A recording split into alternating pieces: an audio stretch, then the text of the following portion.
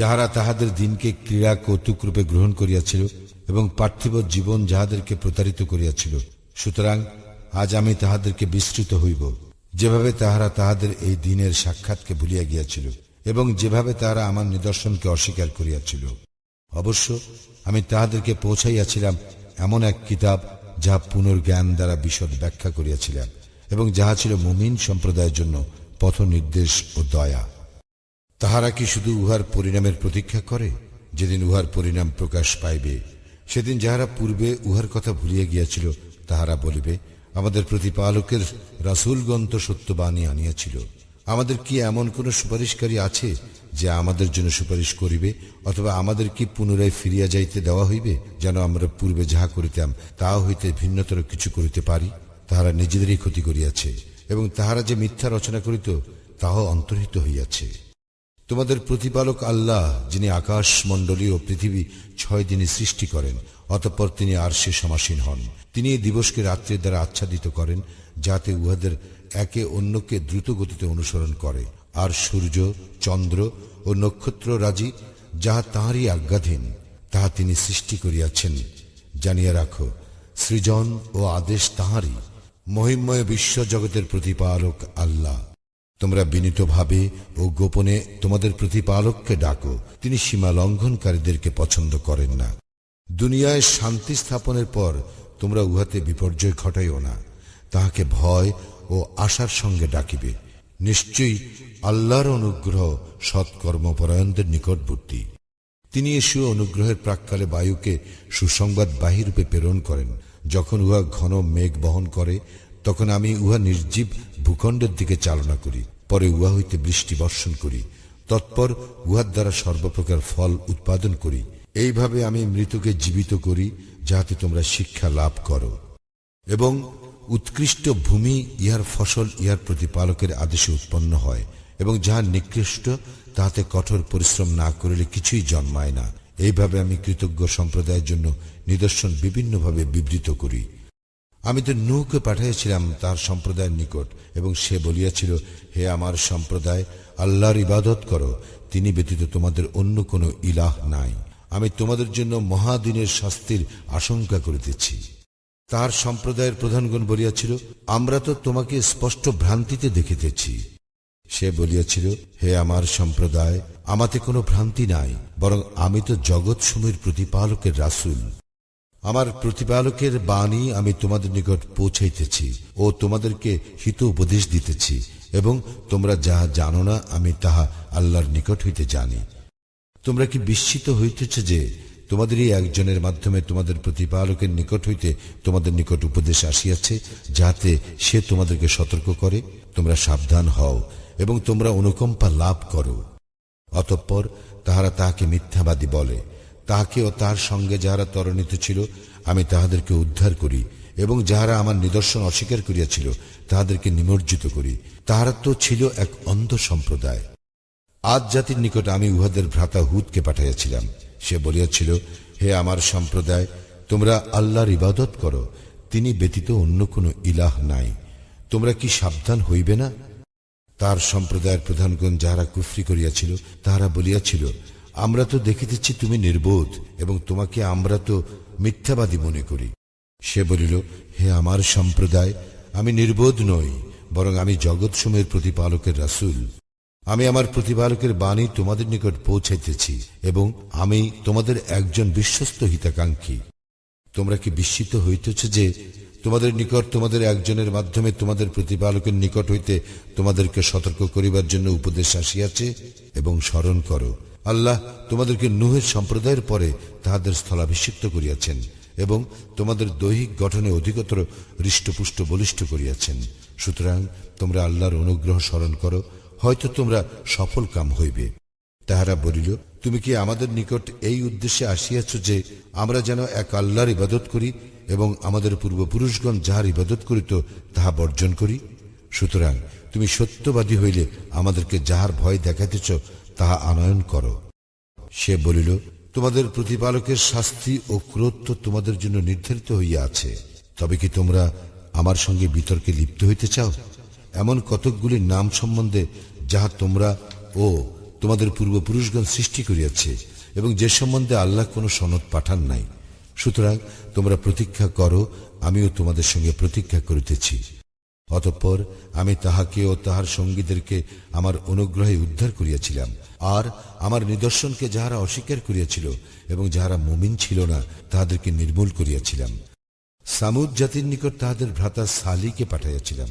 সে বলিয়াছিল, হে আমার সম্প্রদায়, তোমরা আল্লাহর ইবাদত করো, তিনি ব্যতীত তোমাদের অন্য কোনো ইলাহ নাই। তোমাদের নিকট তোমাদের প্রতিপালক হইতে স্পষ্ট নিদর্শন আসিয়াছে। আল্লাহর এই উষ্ট্রি তোমাদের জন্য একটি নিদর্শন।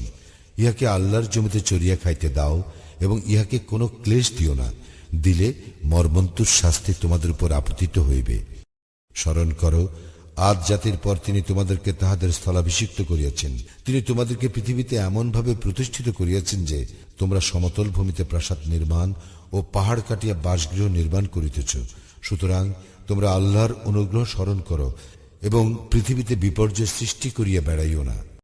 তাহার সম্প্রদায়ের দাম্ভিক প্রধানেরা সেই সম্প্রদায়ের ইমানদার যাহাদেরকে দুর্বল মনে করা হইত তাহাদেরকে বলিল, তোমরা কি জানো যে সালিহ আল্লাহ কর্তৃক প্রেরিত?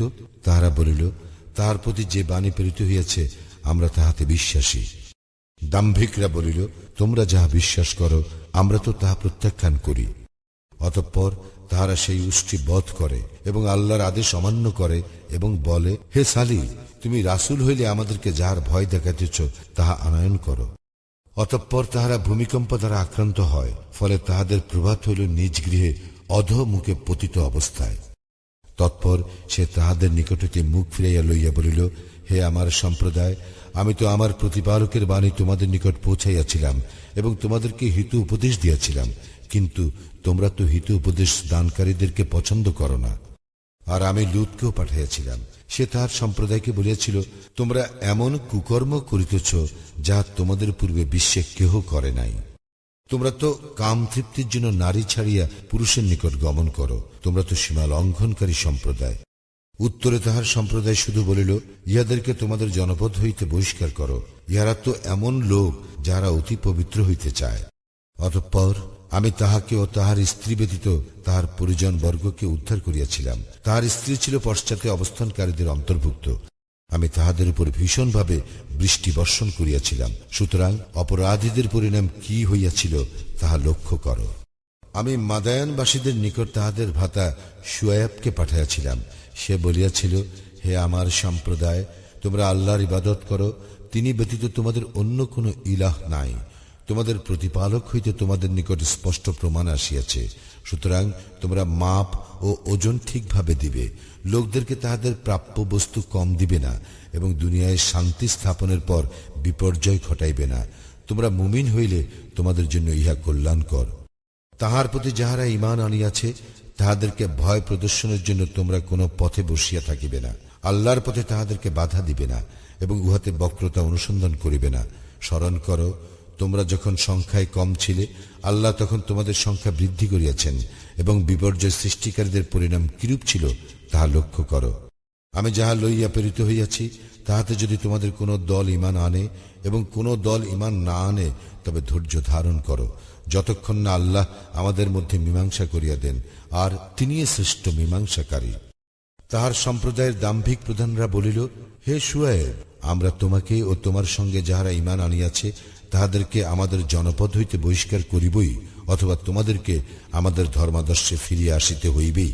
সে বলিল, যদি আমরা উহা ঘৃণা করি তবুও? তোমাদের ধর্মাদর্শ হইতে আল্লাহ আমাদেরকে উদ্ধার করিবার পর যদি আমরা উহাতে ফিরিয়া যাই, তবে তো আমরা আল্লাহর প্রতি মিথ্যা আরোপ করিব। আমাদের প্রতিপালক আল্লাহ ইচ্ছা না করিলে আর উহাতে ফিরিয়া যাওয়া আমাদের জন্য সমীচীন নয়। সবকিছুই আমাদের প্রতিপালকের জ্ঞানাত্ম।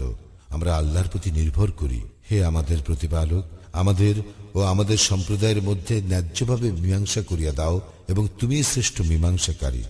তাহার সম্প্রদায়ের অবিশ্বাসী প্রধানরা বলিল, তোমরা যদি শুয়ায়বকে অনুসরণ করো তবে তোমরা তো ক্ষতিগ্রস্ত হইবেই। অতঃপর তাহারা ভূমিকম্প দ্বারা আক্রান্ত হইল, ফলে তাহাদের প্রভাত হইল নিজ গৃহে অধোমুখে পতিত অবস্থায়। মনে হইল শুয়ায়বকে যাহারা মিথ্যাবাদী বলিয়াছিল তাহারা যেন কখনো সেখানে বসবাস করেই নাই। শুয়ায়বকে যাহারা মিথ্যাবাদী বলিয়াছিল তাহারাই ক্ষতিগ্রস্ত হইয়াছিল। সে তাহাদের হইতে মুখ ফিরাইল এবং বলিল, হে আমার সম্প্রদায়, আমার প্রতিপালকের বাণী আমি তো তোমাদেরকে পৌঁছাইয়া দিয়াছি এবং তোমাদেরকে উপদেশ দিয়াছি। সুতরাং আমি কাফির সম্প্রদায়ের জন্য কি করিয়া আক্ষেপ করি? আমি কোন জনপদে নবী পাঠাইলে উহার অধিবাসী বৃন্দকে অর্থ সংকট ও দুঃখ ক্লেশ দ্বারা আক্রান্ত করি, যাতে তারা কাকুতি মিনতি করে।